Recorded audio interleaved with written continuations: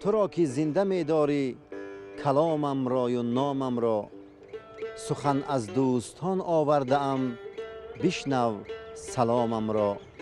مروت کن تمامی بخش عشق ناتمامم را، بگو بار جوابم را، بگیر بار ثوابم را. تو را نادیده دیدم گرچه من بسیار خوبان را، هزاران پیکران رشک هیکل‌های یونان را، بتان کوهسار و بت پرستان بیابان را، سیهکاری زلفان را، نظربازی چشمان را. ولیکن چون تو بودی در نگاه من وجود من، تو را می ماند شعر من، تو را می خواند رود من. بیا نزدم بیا زلف سیاه چشم کبود من، بت ناآزمود من توی بود و نبود من. به چشمت شوخی های چشمه ورزاب می تابد، به وقت آب خوردن در گلویت آب می تابد. تو را هر کس که می بیند عزیزم بخت می یابد، گلی شاداب می یابد، دوری نایاب می یابد. درود بینندگان عزیز، این شعر روان و دلپسند از استاد مؤمن قناعت است. ما تصمیم گرفتیم که برنامه نوبتی را در اساس اشعار این شاعر توانای ملت پیشنهاد شما نماییم. با ما بمانید. قند جویی پند جویی ای جناب، هرچی می جویی بجو. بیکران بحر است گوهر بی حساب، هرچی می جویی بجو. فارسی گویی دری گویی ورا، هرچی می گویی بگو. لفظ شعر و دلبری گویی ورا، هرچی می گویی بگو. بحر من تنها زبانی مادری است، همچو شیر مادر است. بحر او تشبیه دیگر نیست چون که مهر مادر است. زین سبب چون شوخی های دلبرم دوست می دارم ورا، چون نوازش های گرمی مادرم دوست می دارم ورا. خاموشی در سکوت خود زبان دارد، که هر شاخی شکسته صد فغان دارد. چو گلبرگی که در سرما وطن دارد، غمی مردن امیدی زیستن دارد. بیای و گوش بر آهنگ دریا کن، به سوی چشم اختر چشم بالا کن. که دریا بهر چی آهنگ می سازد، ستاره بهر کی تا روز می تابد. طبیعت گوش می دارم تو را خاموش، تو را با یاد سرو می کشم آغوش. تو آهوی و با چشمان آهویت، چی می گویی که آه از چشم جادویت. طبیعت در سما مثل عقابانی، چو رازی غنچه ها پیدای و پنهانی. تو سنگی بوته حیوان و انسانی، ولی از کار آدم چشم حیوان. به دیده نقش روی تو، به گوش گفتگوی تو، هنوز از دماغ من نرفته است بوی تو. به جای دور می رود دلم همیشه سوی تو.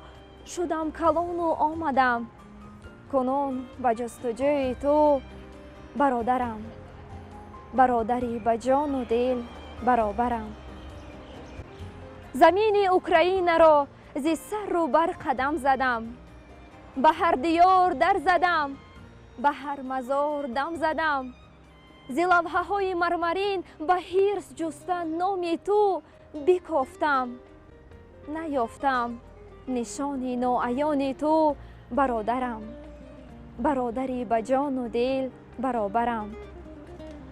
زمان کودکی من تو از همه کلان بودی، میان اهل ده ما جوانی پهلوان بودی.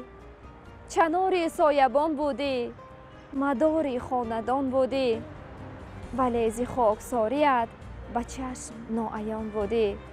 برادرم برادری به جان و دل برابرم. بگو کنی مزار تو، مزار خاکسار تو، به وقت زخم آخرین کی بود در کنار تو؟ کی بود در نگاه تو، به چشم انتظار تو؟ برادرم، برادری به جان و دل برابرم. سخن را وزن و تمکین زمین باید، سخن را قدرت جان آفرین باید.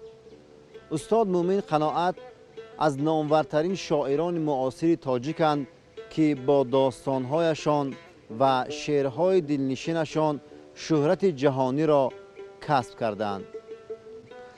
ما از استاد مومن قناعت به عنوان شاعر داستانسرا و صاحب مکتب همیشه یاد میکنیم. سروش استالینگراد از جمله داستانهایی است که همیشه ورد زبان مردم است. مرا گهواره میگویند چون گهواره زرین، ولی من مادری بیچاره ام خاکم. اگر طفل برویم پا نهد شادم، اگر مردی فتد از پای غمناکم. چو مادر در عذاب با سینه چاکم، نپندارید بی دردم کفی خاکم. به دور خویش چون سیاره جنبیدم، به دور خانه چون گهواره جنبیدم. به روزی نیک همچون طفل خندیدم، به روزی بعد چو مردی پیر لرزیدم. بهاران گل شدم از خویش روییدم، به امیدی که بوییدم. غباری ره شدم در راه دلیابی، به امیدی که پوییدم. جهان گردید و راز یکدیگر دانید. مرا مادر، شما ای قوم ها خود را پسر خوانید. چو مادر از بساطم بر شما اجاز بخشیدم، ز جذب خود گذشتم بر شما پرواز بخشیدم. کی بار مادری غمخوار گویدم، کی بار مادری غمخوار گویدم. سالهای اولی ایجاد من، لحظه از کودکی در یاد من. مانده از گویا بر روی موج آب، خیره و لرزان چو عکس آفتاب. خرد بودم بسترم گهواره بود، بستر جنبان من سیاره بود. در همین جا بود خورد و خواب من، در همین جا منبر و محراب من. در همین جا بر سر گهواره ام، الگویان مادری بیچاره ام. با تبسم، با تکمل، با شتاب، می برآمد هر سحر چون آفتاب. خدمت استاد در رشد و نموی شعر تاجیک به نهایت بزرگ است. در هر مصرع شعر استاد مومن قناعت معنی خاص نهفته که خواننده از خواندن آن لذت میبرد. کشته ها سر میکشند از کشتزاران بلند، زندگی سر می شود با کوهساران بلند. مردمان در دشت ها با دامن زرتشت ها، عبرت ما همت این خاکساران بلند. ارتفاع بحر و دریای فلک اینجا یکی است، نیک بادا روز تو ای روزگاران بلند. شعله خورشید می ریزد ز تشت نیلگون، می زنم خود را به زیر آبشاران بلند. سبزه سبزی تویم ای خاک ای دهقان پاک، بخش بر عمرم ثمر با آب باران بلند. برای صبح دم از حاطه گل، روان و صاف چون آواز بلبل. عجب نرمی، عجایب بی غباری، چو شرم دخترانی کوهساری. دمیدن های چون صبح صفایت، کند از روشنی با من حکایت. تو خاموشی و صد آهنگ داری، ز گل ها بوی داری رنگ داری. چو ناز دخترانی شوخ درواز، چه شیرینی چه شیرینی ایا سرچشمه ناز. بیا بیا لب را به لبهای تو مانم، غمی دیرینه را از دل برانم. بنوشم آب از آب حیاتت، برم تا گوشه دنیا صفاتت. تو را یار جوانی یاد کردم، به نامت مزرعه آباد کردم. ای ماهی نو به شام میستان خوش آمدی، ای شعله خوی سوی نیستان خوش آمدی. روزی نویم و شام غریبانی مای می، چون شمع روز برزده دامان خوش آمدی. این شاهی سبز پوش که سبزینه پرور است، با خط سبز سوی دبستان خوش آمدی. در امتحان عشق بگو شرح زلف را، روی تو محو زلف شبستان خوش آمدی. گر به شادی ها شریکی آدمی، خنده کن ای آسمان. داو و دستی توی دارد کشورم، روی کشا نور فشان. صبر کن باران، صبر کن باران، که هر یک قطره ات همچو اشکی مادر است. اشکی مادر تلخ باشد روزی توی، گرچه مثل گوهر است. بین به صحرا دختری تاجیک را، می براید صبح دم. دختری بالا بلند سرپست را، می فزاید صبح دم. صبر کن باران، صبر کن باران، گذر ابری گذر. خنده کن ای آسمان، خنده کن ای آسمان. بینندگان عزیز، کتابی را که در دست داریم تاجیکستان اسم من نام دارد و در این کتاب شعرهای دلنشین استاد و داستانهای مشهورشان گردآوری کرده شدند و ما اینجا امکان داریم که یک شعری روان و دلپسند استاد مومن قناعت را از این کتاب بهر شما قرائت نماییم. پای بلور و جلوه نیلاب دامنش، گلماهی است غوطه به گرداب میخورد.